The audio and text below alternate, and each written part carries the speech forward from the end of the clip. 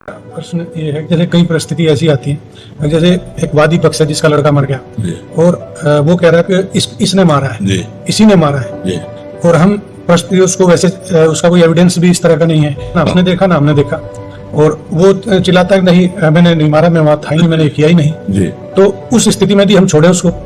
तो छोड़ा जा नहीं सकता क्योंकि रिपोर्ट है। हाँ, रिपोर्ट है और पक्का पॉइंट है नहीं कि वो अपराधी है। तो वही आरोप जो अभी पुलिस ने ये कर लिया होगा, छोड़ दिया।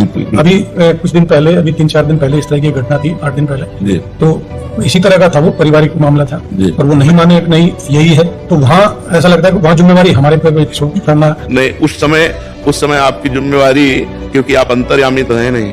अंतर्यामी का मतलब जो पर्दे के पीछे की बात है वो तो पता है नहीं। आपको साक्ष्य और रिपोर्ट दो के ही आधार पर कर सकते हैं। साक्ष्य मिले और जिसके नाम रिपोर्ट किया गया है, अब जैसे वो निरपराधी है और रिपोर्ट हुई तो आपको उनको पकड़ना पड़ेगा, उनको ये उसका प्रारब्ध है, वो पाप का प्रारब्ध है जो अभी तक भोगा नहीं है, और वो पाप गुप्त है तो अब उसे फंसाएगा। वो कह रहा है मैं कसम से कह रहा हूं मैंने पाप नहीं किया, ये अपराध नहीं किया। पक्का हम भी कह रहे हैं उसने नहीं किया, लेकिन उसको डंडे चलेंगे, उसको पिटना पड़ेगा तब तक जब तक उसका अपराध मोचन नहीं हो जाएगा। जो गुप्त पाप हुआ है, जिस पाप को प्रकाशित नहीं किया गया और उसका प्रायश्चित नहीं हुआ, वो पाप उसे फंसाएगा, उसे डंडा लगेंगे, और जब उसका पाप खत्म हो जाएगा तो साक्ष्य मिल जाएगा कि निर्दोष है और उसे छोड़ दिया जाए। उसमें आप दोषी नहीं।